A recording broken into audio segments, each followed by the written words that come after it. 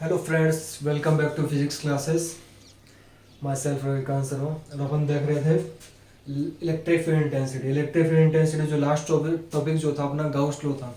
Gauss law से पहले जो पढ़ा था मैंने इलेक्ट्रिक फील्ड लाइंस के बारे में और उसके प्रॉपर्टीज के बारे में। दोबारा रिकॉल कर लेते हैं इलेक्ट्रिक फील्ड लाइंस और जो गाउस लॉ था वो क्या था।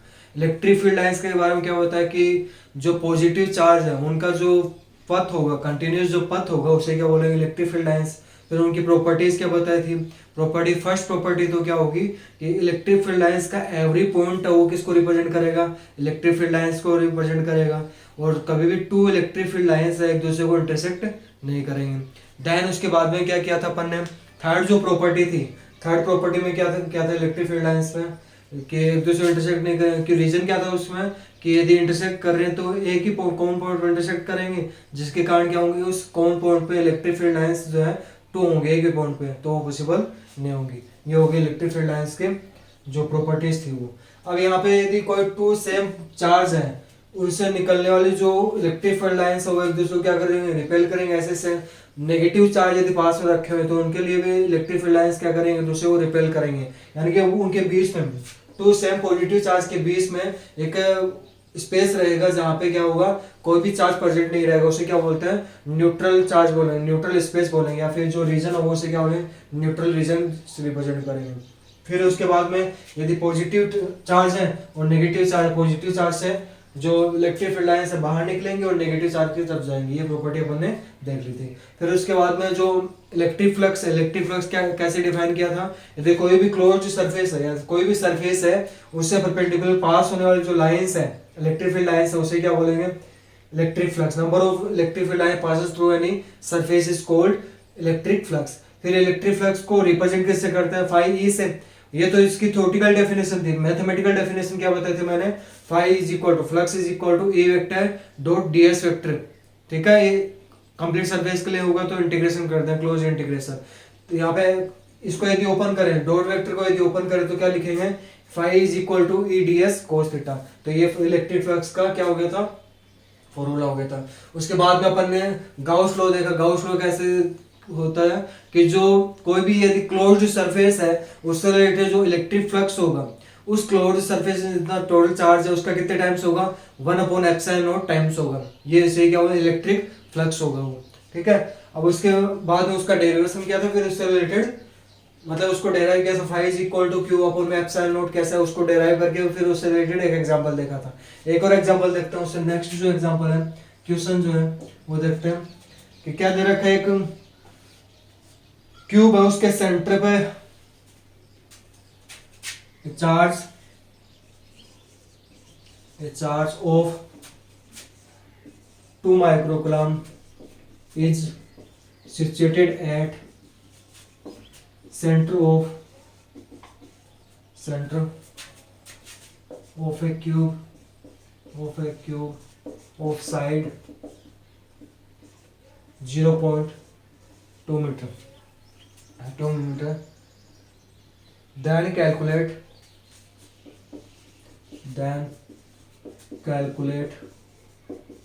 electric flux, related to cube surface,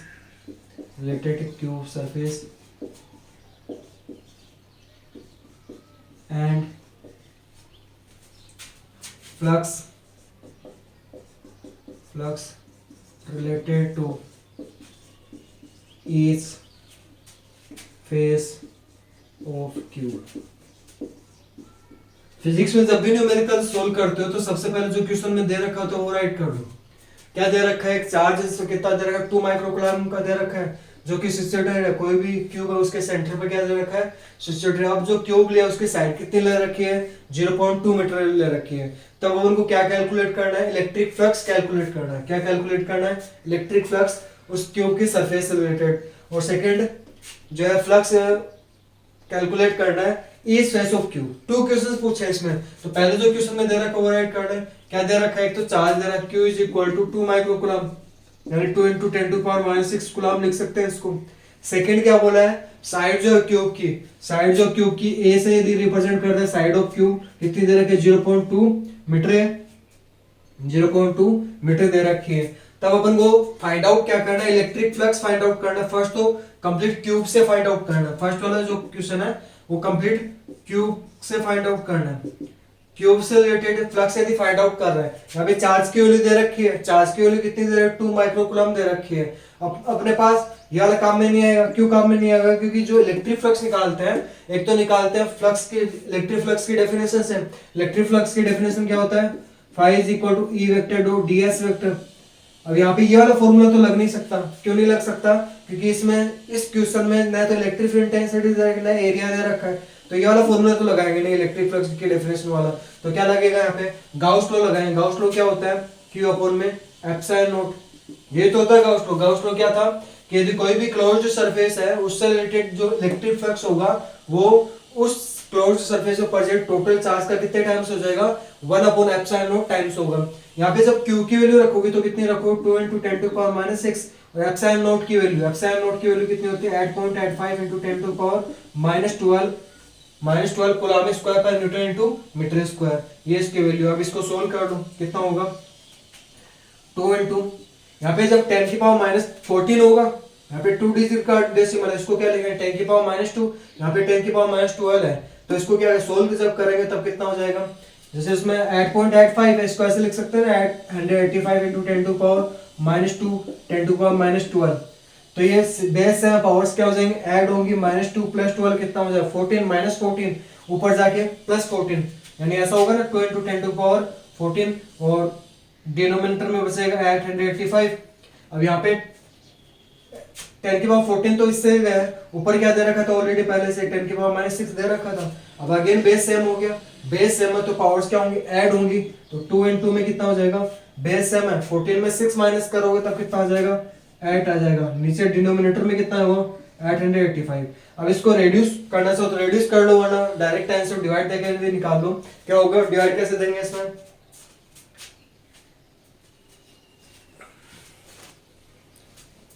divide जब दें, इसमें जब डिवाइड देंगे तो क्या होगा,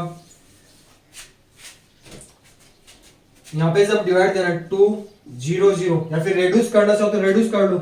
ऐसे लिख दिया मैंने इसको, 200 लिख दिया, यानी 2 0 काम में ले लिया। इधर कितना आ जाएगा, 10 की पावर 6। 5 का डिवाइड जा रहा है, 5 का डिवाइड कैसे करते हैं, लास्ट में यदि 0 दे रखा है, लास्ट में यदि 0 दे रखा है फिर 5 दे रखा है, उस डिजिट में क्या होगा, 5 का डिवाइड जाएगा। तो यहाँ पे 5 4 जा 20, 0 आ जाएगा।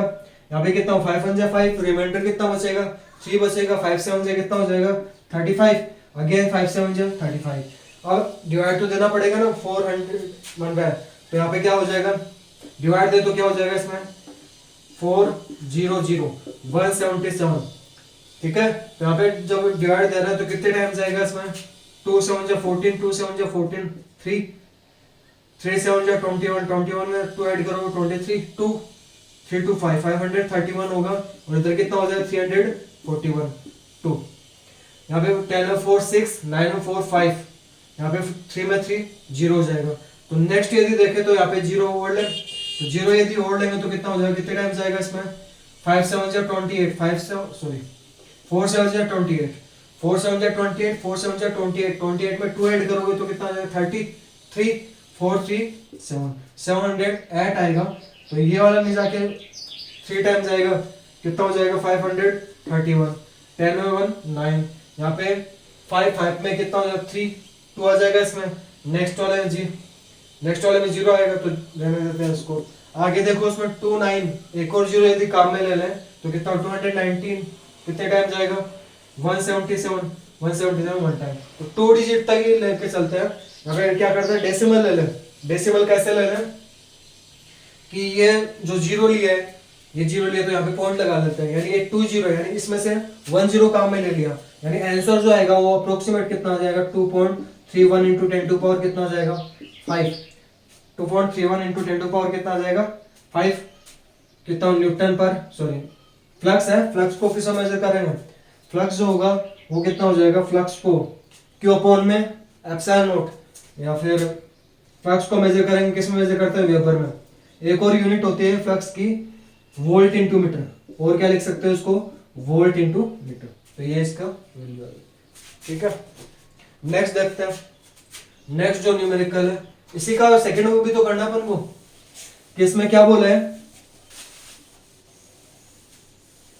इसमें एक और निकालना ना electric flux, flux related to इस फेस ऑफ क्यूब। अभी जो वैल्यू आई है, कितनी वैल्यू आई थी अप्रोक्सीमेट में 2.31 या फिर 2.31 इंटू 10⁵ वोल्ट इंटू मीटर आ गया था फ्लक्स की वैल्यू कंप्लीट क्यूब से रिलेटेड। अब क्या बोल रहा है कि अपन को क्या करना है, इस फेस से रिलेटेड इलेक्ट्रिक फ्लक्स निकालना है। ये क्यूब दे रखा है,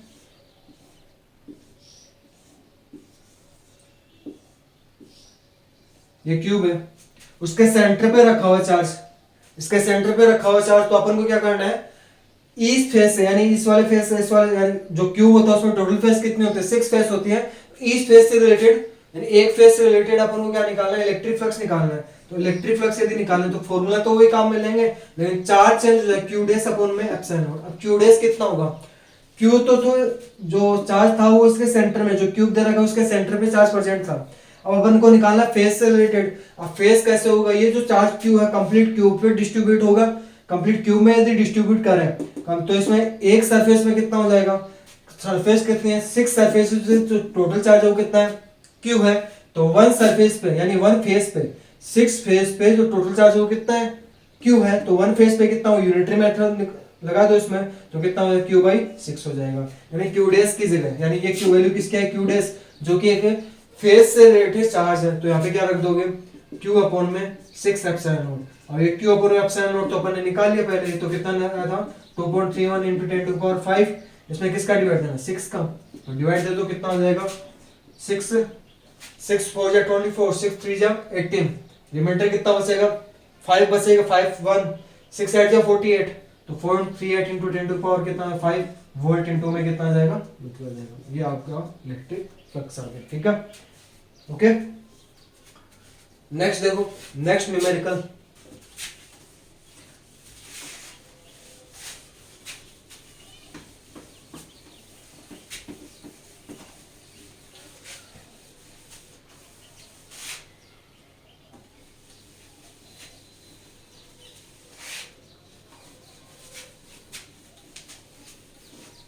नेक्स्ट न्यूमेरिकल यदि देखें अपन, नेक्स्ट न्यूमेरिकल क्या दे रखा है कि कोई भी स्क्वायर दे रखा है, कोई स्क्वायर दे रखा है, यहाँ पे स्क्वायर मान लिया,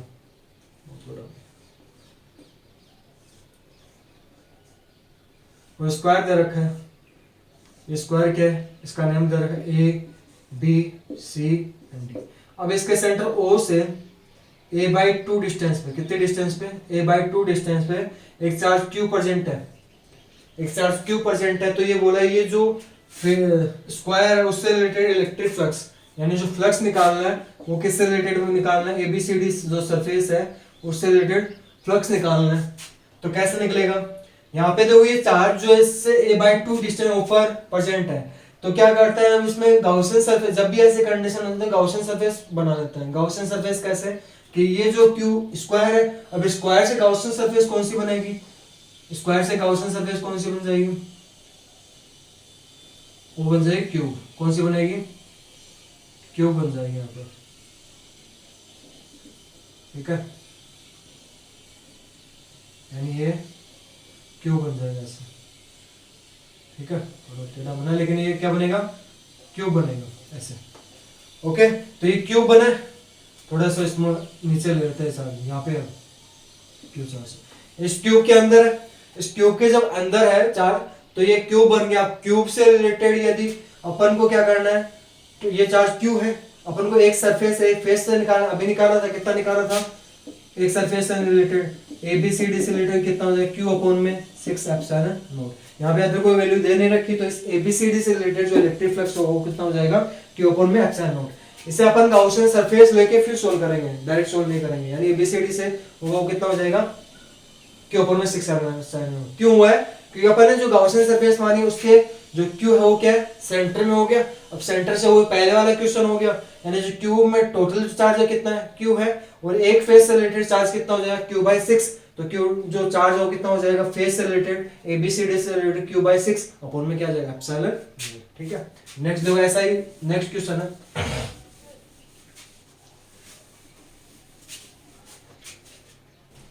नेक्स्ट जो न्यूमेरिकल है वो देखना,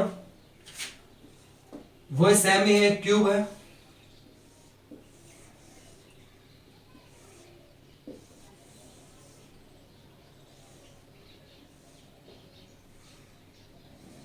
ये क्यूब ले लिया। अब बोला है कि इसके एक कॉर्नर पे क्यू चार्ज प्रेजेंट है, इस कॉर्नर पे क्या है, क्यू चार्ज प्रेजेंट है। तब बोल रहा है कि ये जो क्यूब लिया उससे रिलेटेड जो इलेक्ट्रिक फ्लक्स होगा वो कितना होगा। तो इलेक्ट्रिक फ्लक्स कैसे निकालेंगे, ये जो क्यूब है, ये चार्ज जो दे रहा है कॉर्नर पे, अब इस क्यूब के इस चार्ज को यदि चारों तरफ से सराउंडिंग करनी हो तो गॉसियन सरफेस अपन को क्या करनी पड़ेगी, ड्रॉ करनी पड़ेगी। अब इस चार्ज से रिलेटेड जो गॉसियन सरफेस है वो कैसे ड्रॉ करेंगे, इसमें चारों तरफ क्या रखेंगे, क्यूब रखेंगे। क्या रखेंगे, क्यूब रखेंगे, जिससे क्या हो जाए, कवर हो जाए। इतने क्यूब रखेंगे जिससे चारों तरफ से क्या हो जाए, कवर हो जाए। कैसे रखेंगे, देखो एक क्यूब यहाँ पे रखेंगे, ठीक है, एक क्यूब यहाँ पे रखेंगे, सेकंड इसके पीछे जस्ट सेकंड हो गया, फिर थर्ड यहाँ पे, थ्री तो यहाँ पे रखे जाएंगे, 4 5 6 7 8। तो टोटल जो क्यूब रखेंगे जाएंगे, यानी मान लीजिए ये वाला सरफेस इसके कॉर्नर पे यहाँ पे रखा है, तो यहाँ पे जब वो रख रहे हो कॉर्नर पे, तो कैसे वो कहाँ पे यहाँ पे जब कॉर्नर पे रख रहे हो तो उस पे ये वाला जो चार्ज है उसको जब कवर करना है तो टोटल क्यूब कितने रखने पड़ेंगे, एक क्यूब ऊपर रखेंगे, एक क्यूब इसी साइड में, दूसरा क्यूब यहाँ पे होगा, तीसरा क्यूब नीचे होगा, 3 क्यूब तो ये रखे गए, 4 क्यूब ये वाला है, 4 क्यूब तो इस साइड में रखेंगे, 4 क्यूब भी क्या रखेंगे इस साइड में। टोटल जो क्यूब हो जाएंगे वो कितने हो जाएंगे, 8 क्यूब हो जाएंगे। 8 क्यूब में ये चार्ज डिस्ट्रीब्यूट करवाना है। 8 क्यूब में जो चार्ज है वो टोटल चार्ज क्यूब कितना है, क्यूब। इस क्यूब से कितना चार्ज फ्लो होगा, यदि 8 क्यूब पे टोटल चार्ज क्यू है तो 1 क्यूब पे चार्ज कितना हो जाएगा, क्यू बाई 8, ठीक है। 8 क्यूब में चार्ज कितना है, क्यू है, तो 1 क्यूब में चार्ज कितना हो जाएगा, क्यू बाई 8। यानी अब यहाँ पे यदि फ्लक्स यदि निकालेंगे तो क्या हो जाएगा, क्यू डेस अपॉन में कितना लिखोगे, एप्सिलॉन नॉट, यानी क्यू बाई 8 एप्सिलॉन नॉट। यानी जो फ्लक्स की वैल्यू होगी वो कितनी हो जाएगी, क्यू बाई 8 एप्सिलॉन नॉट होगी। अब ऐसे और भी क्वेश्चन हो सकता है, अपन ने फेस के बारे में पढ़ लिया, ये कॉर्नर के बारे में पढ़ लिया। अब ऐसे एज के लिए पढ़े, एज के लिए यदि यहाँ पे एज यहाँ पे दे रखा है, कोई चार्ज यहाँ पे प्रेजेंट है, तो इसको कैसे करोगे, चार्ज एज पे यदि है, अब ऐसे मत कर लेना कि यहाँ पे सर एट कॉर्नर्स होते तो एट हो गया, ऐसे नहीं होगा। फेस का कितना हो रहा था, क्यू बाई 6, फेस का कितना कर रहे थे, 6 क्यू बाई 6 में डिवाइड कर रहे थे, यदि फेस का कर रहे तो वो तो था जब चार्ज का प्रेजेंट था, जब सेंटर पे प्रेजेंट था तब कर रहे थे, लेकिन यहाँ पे ऐसा नहीं होगा। यदि एज पे कोई चार्ज प्रेजेंट है तो उसको कवर करने के लिए कितने क्यूब इसके पास में लगाने पड़ेंगे, एक क्यूब तो इस साइड में होगा, एक क्यूब इस साइड में होगा, दूसरा क्यूब इस साइड में, तीसरा क्यूब ये, चौथा क्यूब, यानी 4 क्यूब जाएंगे। ये तो था जब कॉर्नर पे रखा हो, तब कॉर्नर पे क्यूब के जब कॉर्नर पे कोई चार्ज प्रेजेंट है तब तो फ्लक्स ये होगा, और जब क्यूब के फेस पे है तब कितना हो जाएगा, क्यू बाई 6 एप्सिलॉन नॉट, ठीक है। ऐसे ही जब एज पे देखें, एज पे यदि कोई चार्ज प्रेजेंट है तब उस कंडीशन में कितना हो जाएगा, क्यू अपॉन में 4 एप्सिलॉन नॉट, ये हो जाएगा इसका आंसर, ठीक है। ये तीनों ध्यान रखना, ओके। नेक्स्ट देखो, यदि फेस पे प्रेजेंट है तब कितना होगा, 2 एप्सिलॉन नॉट। यदि कोई चार्ज फेस पे प्रेजेंट है, ये तो कब था, क्यू अपॉन 6 एप्सिलॉन नॉट, तो कब था, जब चार्ज कहां पे प्रेजेंट, सेंटर पे प्रेजेंट था, तब तो क्यू अपॉन 6 एप्सिलॉन नॉट था, वन फेस से रिलेटेड। लेकिन यदि चार्ज फेस पे ही प्रेजेंट है तब उस कंडीशन में जो फेस से रिलेटेड जो इलेक्ट्रिक फ्लक्स होगा वो कितना आ जाएगा, क्यू बाई 8 एप्सिलॉन नॉट। ये तीनों जो आप ध्यान रखना, डायरेक्ट एग्जाम में एमसीक्यू टाइप में क्वेश्चंस आ सकते हैं, मल्टीपल चॉइस क्वेश्चन में आ सकते हैं, डायरेक्ट पूछ सकते हैं आपको, ठीक है। नेक्स्ट देखो,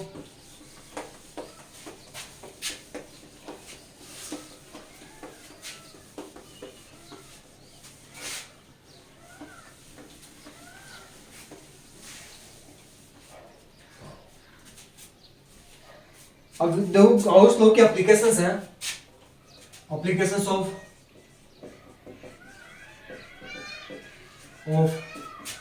गाउस,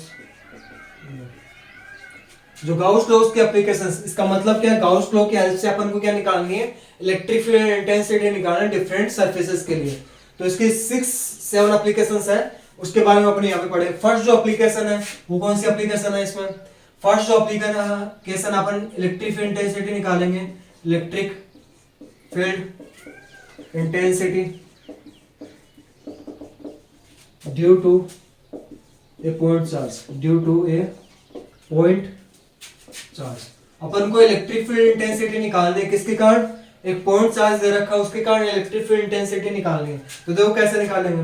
यहाँ पे पॉइंट चार्ज ले लिया, पॉइंट चार्ज यहाँ पे पॉइंट ओ पे एक पॉइंट चार्ज है Q, तो उसके कारण इलेक्ट्रिक फील्ड इंटेंसिटी पहले भी निकाला था अपन ने, जब इलेक्ट्रिक फील्ड इंटेंसिटी बढ़ा था तब वहां पे निकाला था कि पॉइंट चार्ज के कारण इलेक्ट्रिक फील्ड इंटेंसिटी कितनी होती है, Q अपॉन आर स्क्वायर। वो तो डायरेक्ट निकाल लिया था, E is equal to F upon Q का फॉर्मूला लगा के, इलेक्ट्रिक फील्ड इंटेंसिटी का फॉर्मूला लगा के डायरेक्ट निकाल लिया था। बट यहाँ पे जब देखें गाउस लॉ को जब लगाएंगे, गाउस लॉ की हेल्प से जब करेंगे, तो जब भी यदि ये कंडीशन आ जाए तो सबसे पहले गाउसियन सरफेस माननी है। तो जो पॉइंट चार्ज है उसके लिए जो गाउसियन सरफेस बनेगी वो कैसे बनेगी? स्फीयर फॉर्म में बनेगी। कैसे बनेगी? स्फीयर फॉर्म में। इसके लिए गाउसियन सरफेस बना दी। ये जो गाउसियन सरफेस, इसकी जो रेडियस है वो कितनी है? स्मॉल आर है। कितनी है? स्मॉल आर है। अब ये जो है स्मॉल आर रेडियस का जो गाउसियन सरफेस बनाई है, यहाँ पे एक स्मॉल एलिमेंट ले लेते हैं। इसका एरिया कितना दे रखा है? ds दे रखा है, डेल्टा एस दे रखा है। अब इसके लिए जब इलेक्ट्रिक फील्ड इंटेंसिटी की डायरेक्शन फाइंड आउट करोगे, अपन को पता है कि जो स्पेयर जो होता है उसके एवरी पॉइंट पे इलेक्ट्रिक फील्ड इंटेंसिटी और एरिया एलिमेंट दोनों का डायरेक्शन क्या होते हैं? एक ही डायरेक्शन में होते हैं। डेल्टा एस वेक्टर और ई वेक्टर दोनों क्या होंगे? एक ही डायरेक्शन में होंगे। यानी कि अब यहाँ पे अपन को निकालना क्या है? गाउस लॉ से क्या है? इलेक्ट्रिक फील्ड इंटेंसिटी निकालनी है। तो सबसे पहले हमेशा ध्यान रखें, गाउस लॉ की जितनी भी एप्लीकेशन है उसमें टू मेथड काम मिले। फर्स्ट तो उसमें क्या करना है? इलेक्ट्रिक फ्लक्स की डेफिनेशन लगानी है। सेकंड क्या करना है? गाउस लॉ लगाना है। और दोनों कंपैरिजन करोगे, क्योंकि इलेक्ट्रिक फ्लक्स की डेफिनेशन एलएसएस में क्या आएगा? इलेक्ट्रिक फ्लक्स आएगा। ऐसे जो गाउस लॉ यदि लगाओगे तो उसमें भी क्या आ जाएगा? उसमें एलएसएस साइड में क्या आएगा? Electric flux. दोनों एलएसएस साइड इक्वल है तो आरएस साइड भी क्या हो जाएगी? इक्वल हो जाएंगे। तो यहाँ पे तो क्या करना है? सबसे पहले तो क्या लगाओगे? From electric flux definition. Electric flux की यदि डेफिनेशन यदि अपन लगाएं तो फाई इज इक्वल टू क्या होता है अपने पास? E vector dot DS vector closed surface के लिए। और यदि वेक्टर हटाएंगे, मैग्नीट्यूड लगेगा दोनों का, मैग्नीट्यूड लगेगा तो साथ में एंगल कौन सा है? Cos theta. अब यहाँ पे एंगल देखना है थीटा। थीटा एंगल जो किस किस के बीच में था? एरिया डीएस और ई के बीच में। एरिया डीएस और ई के बीच में जो एंगल ले रहे हैं वो कितना ले रहे हैं? दोनों के बीच का एंगल जो कितना आ रहा है यहाँ पे? दोनों एक ही डायरेक्शन में, तो दोनों का एंगल कितना हो जाएगा? 0 डिग्री। यानी कितना हो जाएगा? ई डीएस कोस 0 डिग्री। अब अपन को पता है कोस 0 डिग्री की वैल्यू क्या होती है? 1। सेकेंड यहाँ पे देखो मैंने क्या बोला, जो इलेक्ट्रिक फील्ड इंटेंसिटी जो स्पेयर पे एवरी पॉइंट पे क्या रहेगी? कांस्टेंट रहेगी। कांस्टेंट है तो इसके बाहर आ जाएगा ई। जो कांस्टेंट क्वांटिटी होती है वो हमेशा इंटीग्रेशन के बाहर रखता है अपन, तो इंटीग्रेशन के बाहर आएगा। अब डीएस का जो है एरिया, इसका क्या करना है? इंटीग्रेशन करना है। क्लोज्ड इंटीग्रेशन होगा। क्लोज्ड इंटीग्रेशन का मतलब क्या है? यहाँ पे डीएस तो क्या है? स्मॉल एलिमेंट एरिया, इसका कंप्लीट इंटीग्रेशन करना। अब इंटीग्रेशन किसका करना है? ये जो डीएस था वो क्या था? स्मॉल एलिमेंट एरिया किसका? स्पेयर का।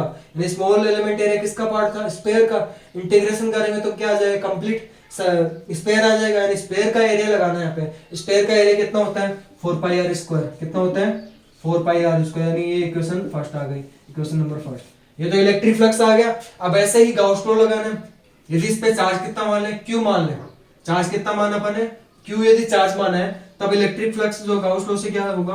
मैंने क्या बोला? 2 मेथड ध्यान में रखना है, 2 स्टेप्स लेने हैं। फर्स्ट तो इसमें इलेक्ट्रिक फ्लक्स की डेफिनेशन लगाओगे। सेकंड क्या लगाओगे? Gauss law. From Gauss law.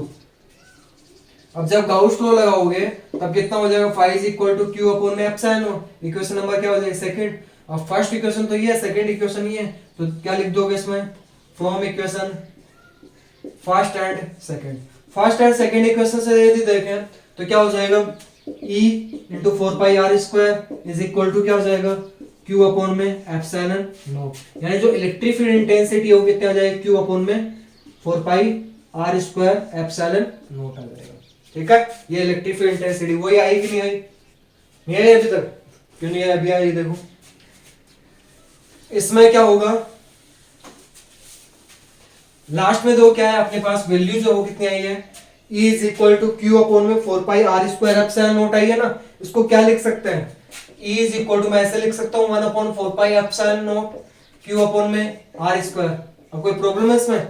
1/4 separate कर दिया मैंने और Q अपन में R स्क्वायर हो गया। तो इसका ये एक तो ये फॉर्मूला हो गया पॉइंट चार्ज के कारण इलेक्ट्रिक फील्ड इंटेंसिटी ये नहीं होती है। फिर सेकंड क्या लिख सकते हैं, E इज इक्वल टू क्या लिख सकते हैं कि Q अपन में R स्क्वायर हुआ कि नहीं हुआ, कोई आंसर आएगा कि नहीं है। 1/4 कांस्टेंट क्वांटिटी किसके इक्वल, K के इक्वल, तो क्या K के अपन में R स्क्वायर इनटू में यदि वेक्टर फॉर्म में यदि रिप्रेजेंट करना चाहें, वेक्टर फॉर्म में यदि रिप्रेजेंट करेंगे तो R कैप लग जाएगा, इस साइड में क्या लग जाएगा R कैप, तो ये हो जाएगा इलेक्ट्रिक फील्ड इंटेंसिटी वैल्यू। ठीक है, तो ये है पॉइंट चार्ज के कारण इलेक्ट्रिक फील्ड इंटेंसिटी का फॉर्मूला गाउस लॉ की हेल्प से अपन ने निकाल लिया। ठीक है, अब यदि ग्राफ यदि शो करें, इसमें ग्राफ यदि शो करें किस किस के बीच में, इलेक्ट्रिक फील्ड इंटेंसिटी और डिस्टेंस r के बीच में जब ग्राफ शो करें तो देखो इसमें अपन को ग्राफ शो करना है डिस्टेंस r और इलेक्ट्रिक फील्ड इंटेंसिटी E के बीच में, तब इनके बीच में ग्राफ कैसा बनेगा। पहले तो इसमें देखो ये कैसे डिपेंड कर रहे हैं, इलेक्ट्रिक फील्ड इंटेंसिटी कैसी है, इनवर्सली प्रोपोर्शनल है किसके, जो डिस्टेंस r है उसके स्क्वायर के इनवर्सली प्रोपोर्शनल है। इनवर्सली यदि प्रोपोर्शनल है तब ग्राफ कैसे बनेगा, जैसे जैसे डिस्टेंस इंक्रीज करोगे इलेक्ट्रिक फील्ड इंटेंसिटी क्या होती जाएगी, डिक्रीज होती जाएगी। ये इसका ग्राफ है। ठीक है, ऐसे सेकंड एप्लीकेशन देखते हैं अपन।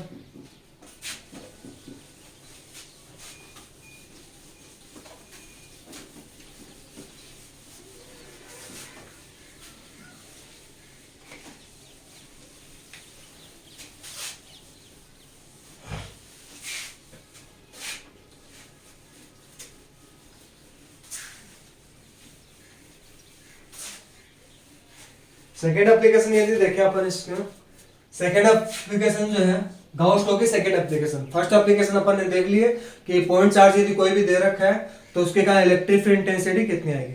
अब सेकेंड एप्लीकेशन यदि देखें electric field intensity, electric field intensity due to long straight infinite wire, long straight infinite wire.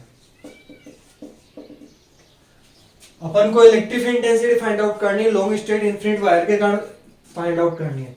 तो मान लेते हैं कोई भी लॉन्ग स्टेट इनफिनिट वायर है, इनफिनिट वायर है, उसकी लेंथ जो वो कैसे दे रखी है, इनफिनिट दे रखी है दोनों साइड में, इनफिनिट वायर दे दिया। अब इसका कोई पार्ट ले लेते हैं एबी पार्ट लिया इसका। ठीक है, तो इसके कारण electric field intensity find out करनी है। अभी जो पॉइंट चार्ज लिया था उसके लिए तो अपन को इलेक्ट्रिक फील्ड इंटेंसिटी डायरेक्शन पता थी, क्या पता थी कि हमेशा स्पेयर की क्या होती है, इलेक्ट्रिक फील्ड इंटेंसिटी बाहर के साइड में होती है। But long straight infinite wire के लिए यदि इलेक्ट्रिक फील्ड इंटेंसिटी निकालनी है तो पहले इसके लिए डायरेक्शन देखनी पड़ेगी। कैसे देखें, मान लीजिए जो ए और बी पॉइंट है इस पे स्मॉल एलिमेंट चार्ज प्रेजेंट है, क्या प्रेजेंट है, स्मॉल एलिमेंट चार्ज प्रेजेंट है। यहाँ पे डेल्टा क्यू, ये भी कितना है delta Q, same charge present है। और कंप्लीट पे जो है यहाँ पे जो वायर जो अपन लिया है उस पे चार्ज क्यू है। अब ये जो लॉन्ग स्टेट इनफिनिट वायर है तो चार्ज डेंसिटी कौन सी काम में लेंगे, लीनियर चार्ज डेंसिटी लैम्बडा काम में लेंगे। कितने लेंगे, लीनियर चार्ज डेंसिटी लैम्बडा काम में लेंगे। तो यहाँ पे कितना हो जाएगा, डेल्टा क्यू हो गया इसमें स्मॉल एलिमेंट चार्ज डेल्टा यदि क्यू लें, स्मॉल एलिमेंट लिया है, लेंथ जो लिया है डेल्टा एल पे, चार्ज जो है डेल्टा क्यू प्रेजेंट है। अब इन चार्जेस के कारण किसी पॉइंट पी पे यदि इलेक्ट्रिक फील्ड इंटेंसिटी यदि फाइंड आउट करनी है तो कैसे करेंगे, यहां से डेल्टा क्यू से के कारण जो इलेक्ट्रिक फील्ड इंटेंसिटी है वो क्या हो जाएगी, बाहर के साइड में होगी डेल्टा ई वेक्टर। ऐसे ही इसके कारण जो इलेक्ट्रिक फील्ड इंटेंसिटी है वो भी क्या होगी, अभी पॉइंट पी है। ठीक है, एक ही पॉइंट से होना चाहिए। तो यहाँ पे पॉइंट पी पे electric field intensity find out कर रहे हो तो दोनों स्मॉल एलिमेंट के कारण ये हो गई। अब यह जो डिस्टेंस है ये कितनी स्मॉल आर, ये भी कितनी स्मॉल आर है, दोनों जो डिस्टेंस है वो कितने लिए सेम लिए, तो यानी जो इनका मैग्नीट्यूड है वो क्या होगा, सेम होगा। यानी डेल्टा ई वेक्टर दोनों को क्या होगा, सेम होगा। चार्ज भी सेम है और आर डिस्टेंस पॉइंट चार्ज के कारण तो k अपॉन r स्क्वायर दोनों के लिए क्या रहेगा, सेम रहेगा। अब ये जो पॉइंट है ये मान लेते हैं इससे जो कितने डिस्टेंस पे है, x डिस्टेंस पे, कितने डिस्टेंस पे, x डिस्टेंस पे है। ये जो वायर है लॉन्ग स्टेट इनफिनिट वायर उसके सेंटर O से x distance point P present है। तब अपन को देखो निकालना क्या है इसमें, यदि अपन मान ले कि ये जो लाइंस है यदि अल्फा बना रहे हैं, अल्फा एंगल बना रहे हैं, अल्फा एंगल यदि बना रहे हैं तो क्या होगा, इसमें देखें तो ये अल्फा है, तो ये भी कितना है अल्फा, और ये भी कितना है अल्फा। कैसे हुआ अल्फा अल्फा कैसे है?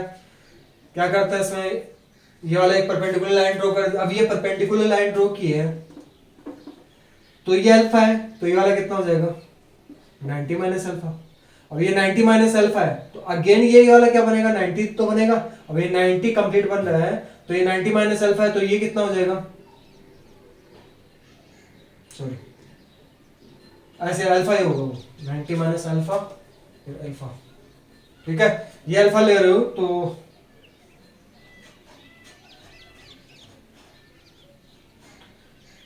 इसमें अल्फा ही लेके चलते हैं। ये एंगल्स जो सेम मान के चलते हैं, ये अल्फा है तो ये भी कितना मान लिया अल्फा, ये भी कितना मान लिया अल्फा। अब टू वेक्टर क्वांटिटीज है, उनका क्या करना है कंपोनेंट्स करना है। कंपोनेंट्स यदि करने हैं तो यहां पे क्या कर दोगे,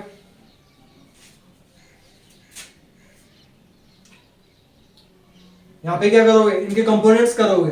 कंपोनेंट्स कैसे करने हैं, जैसे इस साइड में यहाँ पे देखें डेल्टा ई वेक्टर इसका कंपोनेंट अल्फा एंगल के साथ यदि करें तो डेल्टा ई कोस अल्फा, और सेकंड इसके परपेंडिकुलर यदि करेंगे तो कितना हो जाएगा डेल्टा ई साइन अल्फा। ये तो होगा कंपोनेंट्स ऐसे तो करते हैं वेक्टर कोस अल्फा। नेक्स्ट यदि देखें इसमें इसके ये जो वेक्टर क्वांटिटी इसका यदि कंपोनेंट्स करें अल्फा के साथ कितना हो जाएगा delta E vector magnitude cos alpha, और उसके परपेंडिकुलर वो कितना हो जाएगा delta E vector sine alpha हो जाएगा। अब देखो ये वाले जो दोनों हैं, दोनों जो कंपोनेंट्स हो क्या है डायरेक्शन में तो अपोजिट है बट मैग्नीट्यूड में क्या है सेम है, तो ये दूसरे क्या करना है कैंसिल हो। यहाँ जो नेट इलेक्ट्रिक इंटेंसिटी है जो लॉन्ग स्ट्रेट इनफिनिट वायर है उसकी डायरेक्शन क्या होगी, जो अपन लॉन्ग स्ट्रेट इनफिनिट वायर ले रहे हैं उसके हमेशा क्या होगी परपेंडिकुलर, क्योंकि नेट इलेक्ट्रिक इंटेंसिटी इस डायरेक्शन में होगी, तो इलेक्ट्रिक इंटेंसिटी इस डायरेक्शन में हो जाएगी। ठीक है, अब इससे रिलेटेड इलेक्ट्रिक इंटेंसिटी यदि निकालें गाउस लॉ की हेल्प से तो कैसे निकालेंगे वो देखो।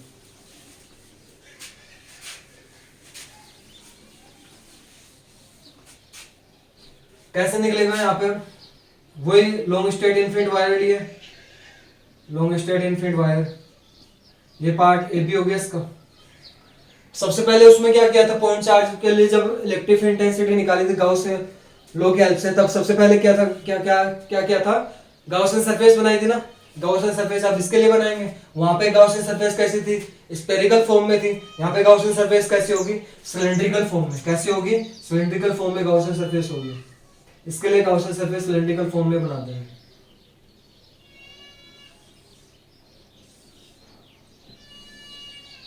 ठीक है, ये गाउसियन सरफेस बना दी। अब अपन को निकालना क्या है वो देखते हैं। सबसे पहले क्या बताया था मैंने उसमें, जो पहले पॉइंट चार्ज के लिए जो इलेक्ट्रिक इंटेंसिटी निकाला उसमें सबसे पहले क्या निकाला था इलेक्ट्रिक फ्लक्स की डेफिनेशन से, from definition of electric flux. सबसे पहले ये लगाएंगे ना अपन इसमें इलेक्ट्रिक फ्लक्स की डेफिनेशन लगाएंगे। इलेक्ट्रिक फ्लक्स की डेफिनेशन मैथमेटिकल वाली लगानी है, phi is equal to closed integration of E ds cos theta complete surface S के लिए। अब सरफेस देखो उसमें ये जो सिलिंड्रिकल फॉर्म में है उसमें सरफेस 3 पार्ट्स में डिवाइड हो रहे हैं। कैसे डिवाइड हो रही है, ये सिलिंड्रिकल फॉर्म में है ना, एक सरफेस तो ये कार्ड वाली होगी, सेकंड सरफेस ये सर्कुलर वाली, थर्ड सरफेस भी सर्कुलर वाली, यानी एक सरफेस तो ये वाली बनेगी S1, सेकंड जो सरफेस है वो इस कर्व पे बनेगी, थर्ड सरफेस S3 यहाँ पे बनेगी। 3 सरफेसेस बन गए। अब इलेक्ट्रिक इंटेंसिटी डायरेक्शन यदि देखें, इसके कारण इलेक्ट्रिक इंटेंसिटी इस डायरेक्शन में, इसके कारण भी इलेक्ट्रिक इंटेंसिटी इस डायरेक्शन में, और उसके कारण भी इलेक्ट्रिक इंटेंसिटी क्या होगी इसी डायरेक्शन में। क्यों होगी, तो अभी अपन ने देखा है कि जो लॉन्ग स्ट्रेट इनफिनिट वायर है उसके लिए जो इलेक्ट्रिक इंटेंसिटी डायरेक्शन क्या होगी हमेशा उसकी क्या होगी परपेंडिकुलर होगी, यानी इस डायरेक्शन में होगी। ठीक है, सेकंड देखा हमें। अब निकालना क्या ds, इसको जो इंटीग्रेशन है उसको ब्रेक कर सकते हैं क्योंकि कंप्लीट एरिया S नहीं लेके 3 सरफेसेस का एरिया हो गया। पहला कौन सा हो जाएगा S1 E ds cos theta plus E ds cos theta S2 ये क्लोज सरफेस के लिए, और सेकंड थर्ड क्या हो जाएगा E ds cos theta S3 surface के लिए। 3 सरफेसेस के लिए इलेक्ट्रिक फ्लक्स फाइंड आउट करना है। तो पहले वाली सरफेस S1 के लिए देखो, इससे यहाँ पे जो एरिया ले रखा हो कितना मान लेता है ds1 मान लेता है, कितना मान लेते हैं ds1। s1 सरफेस के लिए मैंने पहले बताया था कि यदि कोई भी सरफेस उसका एरिया यदि रिप्रेजेंट करना है तो हमेशा उसके परपेंडिकुलर। अब ऐसी सरफेस दे रखी है तो उसका एरिया एलिमेंट कैसे हो, ऊपर के डायरेक्शन में, एंड ds1 ऊपर के डायरेक्शन में, यानी इन दोनों के बीच का एंगल कितना हो गया, ई वेक्टर और ds का बीच का एंगल कितना हो जाएगा 90 डिग्री। यानी क्या लिखे हैं फर्स्ट वाले सरफेस के, इसके लिए क्या हो जाएगा close integration of E ds cos 90 degree plus का क्या हो जाएगा सेकेंड सरफेस के लिए देखें, सेकेंड सरफेस के लिए ds2। यहाँ पे जो एरिया लिया उसको क्या ले लिया स्मॉल एलिमेंट एरिया ds। अब ds यहाँ कर्व सरफेस है इसका क्या होगा परपेंडिकुलर ds2 इस साइड में, यानी जो इलेक्ट्रिक फील्ड इंटेंसिटी और जो एरिया एलिमेंट है दोनों की डायरेक्शन क्या है सेम डायरेक्शन है, दोनों के बीच का एंगल कितना है 0 डिग्री, यानी क्या लिखोगे cos 0 डिग्री। तो इसमें थर्ड वाले देखो, थर्ड वाला closed integration of s3। s3 जो सरफेस है s3 सर्कुलर फॉर्म में ना, तो ये सेम ही तो है इसका भी, यानी ऐसे दे रखा ना सर्कुलर सरफेस, तो इसका एरिया एलिमेंट क्या हुआ नीचे की साइड में, तो ये नीचे की साइड में ले लिया अपन ने ds3। इनके बीच का एंगल कितना हो जाएगा 90 डिग्री। तो क्या लिख दोगे इसमें e ds3 cos 90 डिग्री। तो यहाँ पे जब इलेक्ट्रिक फ्लक्स की वैल्यू यदि निकालोगे तो यहाँ पे ये देखो ये cos 90, ये cos 90 की वैल्यू कितनी होती है 0, cos 0 डिग्री की वैल्यू 1, तो ये तो 1 हो गया, ये cos 90 0, यानी ये कंप्लीट टर्म 0 और ये कंप्लीट टर्म 0। तो ओनली बचेगा कि अपने पास ये टर्म बचेगी, यहाँ पे भी e क्या है कांस्टेंट है बाहर आ जाएगा, अंदर क्या बचेगा ds2 s2 ये बचेगा अपने पास, लास्ट में ये बचा है। ठीक है, ये इलेक्ट्रिक फ्लक्स की डेफिनेशन लगाई पहले तो। ठीक है, अब क्या निकालना है इलेक्ट्रिक फ्लक्स की डेफिनेशन लगाने के बाद में अपने पास आंसर लास्ट वाली स्टेप आई है, लास्ट वाली इक्वेशन बन रही है, ये इक्वेशन आई है अपने पास इक्वेशन नंबर फर्स्ट। अब सेकंड क्या करना है, सेकंड क्या करोगे इसको आगे भी यदि सोल्व करें, इसको यदि आगे भी अभी सोल्व कर दो क्या हो जाएगा phi is equal to e integration ds2 का इंटीग्रेशन, जो सेकंड जो सरफेस है उसका क्या करना है इंटीग्रेशन करना है, सेकंड जो सरफेस है उसका इंटीग्रेशन कहां पे आ रही है कर्व सरफेस पे आ रही है, क्या किस पे आ रही है कर्व सरफेस पे आ रही है, तो कर्व सरफेस का एरिया, कर्व सरफेस का एरिया ऑफ सिलेंडर, सिलेंडर का कर्व सरफेस एरिया, इसकी जो सिलेंडर उसकी लेंथ कितने मान ले l मान ले और रेडियस कितने मान ले r मान ले, तो उसके अकॉर्डिंग जो है कर्व सरफेस एरिया जो है वो किसका सिलेंडर का कितना होता है 2 pi r l होता है, कितना होता है 2 pi r l। ये तो कर्व सरफेस एरिया, यदि कंप्लीट सरफेस एरिया यदि पूछ ले आपसे तो क्या होता है 2 pi r r plus l, क्योंकि इसमें 2 pi r स्क्वायर और ऐड हो जाएंगे, बट यहाँ पे अपन को चाहिए क्या ओनली कर्व सरफेस एरिया चाहिए, तो यहाँ पे क्या कर दोगे phi is equal to e into में कितना हो जाएगा 2 pi r l। Equation number कितनी हो जाएगी फर्स्ट।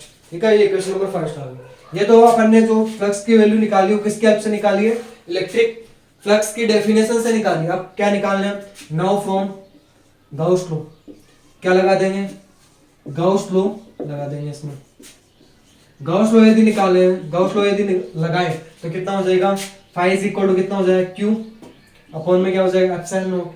इक्वेशन नंबर क्या हो जाएगी सेकंड। टोटल जो चार्ज माना है इस पे, ये जो है जो दे रखा है उस पे चार्ज कितना माना है q, और जो लीनियर चार्ज डेंसिटी वो कितनी मानी है लैम्डा। ठीक है, उस पे चार्ज ये लेंथ जो है इस वायर की स्मॉल l मानी है। ठीक है, इक्वेशन फर्स्ट और सेकंड से देखें भाई, फर्स्ट एंड सेकंड इसमें LHS साइड इक्वल्स है तो RHS साइड भी क्या होंगी इक्वल होंगी, क्या लिख दोगे e इनटू में 2 pi r l is equal to क्या आ जाएगा q अपॉन में एप्सिलॉन नॉट, यानी e इज इक्वल टू कितना लिख सकते हो 2 pi r l epsilon naught. ये तो चार्ज की फॉर्म में आ गया।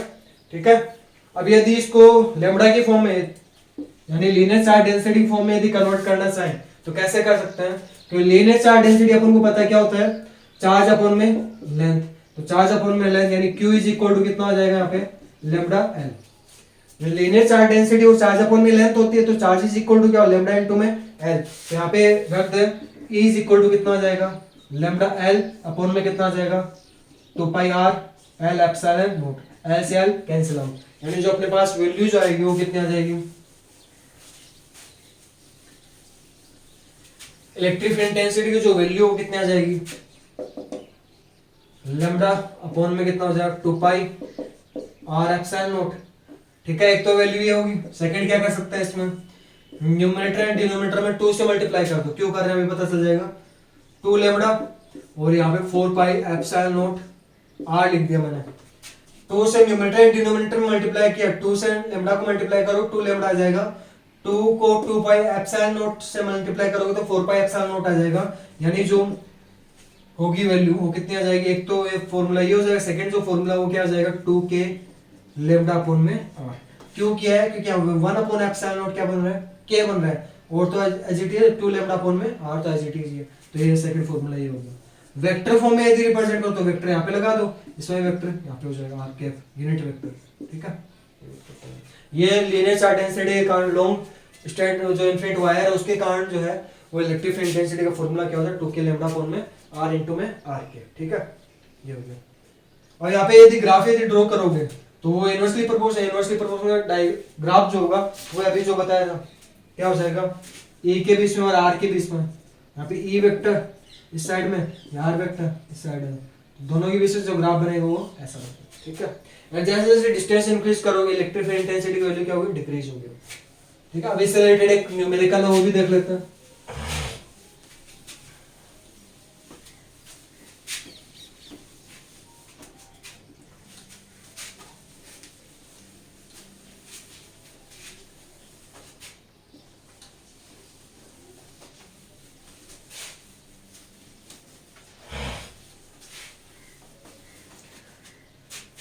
नेक्स्ट जो न्यूमेरिकल दे रखा है उसमें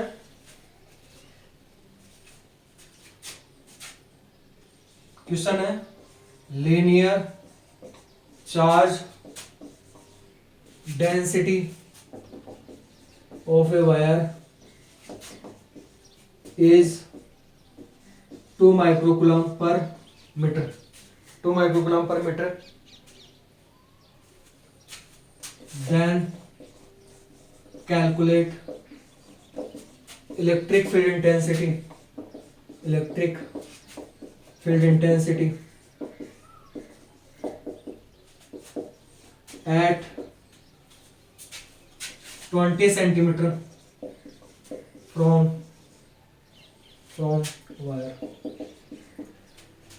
क्या बोला रखा है मैंने, सबसे पहले जब भी फिजिक्स के न्यूमेरिकल्स करते हो तो सबसे पहले जो भी डाटा क्वेश्चंस में दे रखे हैं वो राइट कर लो अकॉर्डिंग टू क्वेश्चन राइट करके।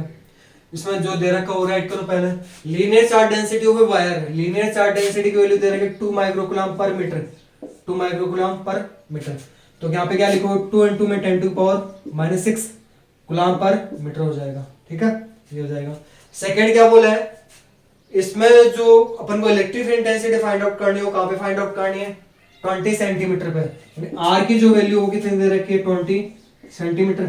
अब यहाँ पे तो मीटर है उसमें सेंटीमीटर, तो उसको मीटर में कन्वर्ट करना है, या फिर इसको सेंटीमीटर में कन्वर्ट करना चाहो तो सेंटीमीटर में कन्वर्ट करो, लेकिन मीटर में रखते हैं दिखता है, तो यहाँ पे भी क्या रख देगा 20 इंटू 10 टू पावर -2 मीटर में हो जाएगा। क्योंकि सेंटीमीटर को यदि मीटर में यदि कन्वर्ट करेंगे तो 100 का डिवाइड लगता है, 100 का यदि डिवाइड दोगे तो कितना हो जाएगा 10 टू पावर -2 आ जाएगा। अब अपन को electric field intensity due to linear charge, linear जो लॉन्ग स्ट्रेट इनफिनिट वायर है वो वाला यदि फार्मूला लगाएं तो अपने पास क्या फार्मूला होता है 2k लैम्डा अपॉन में स्मॉल r, डायरेक्ट फार्मूला लगा दे। तो यहाँ पे 2 इंटू k, k क्या कांस्टेंट है, कांस्टेंट k की वैल्यू कितनी होती है 9 into 10 to power 9, 9 into 10 to power 9 newton into metre square per coulomb square. Lambda की जो वैल्यू कितनी दे रखी है क्वेश्चन में दे रखी है 2 इंटू 10 टू पावर -6, और ये कितना दे रखा है 20 इंटू 10 टू पावर -2, r की जो वैल्यू है 10 हो जाएगा, यहाँ पे ये 5 हो जाएगा, या फिर 5 करना चाहो तो कर दो, वरना 5 रहने दो, ये 2 रहने दो। तो यानी ऊपर तो कितना बचेगा 18, 9 टू 18, या फिर 10 की पावर 9, 10 की पावर -6, बेस से पावर्स क्या करोगे ऐड कर दोगे, तो 9 में 6 माइनस ही तो करना है, ऐड का मतलब विद साइन ऐड करना है, तो 9 - 6 3, अब ये 10 की पावर -2, 10 की पावर +1, तो -1 ऊपर जाए कैसा हो जाएगा +1, यानी कितना हो जाएगा 10 की पावर कितना हो जाएगा 4। क्या फाइंड आउट करना है इलेक्ट्रिक फील्ड इंटेंसिटी, यूनिट क्या लग जाएगा न्यूटन पर कूलम, ठीक है, ये आपका आंसर हो गया न्यूटन पर कूलम। ओके, तो आपका टॉपिक था, अभी 5-6 एप्लीकेशंस और है गाउस लॉ की, वो आगे मतलब ये 2 तो हो गई ना, 4 ही बची हैं, 4-5 बची हैं, 5 एप्लीकेशन अपन को और देखनी, ठीक है। Thank you.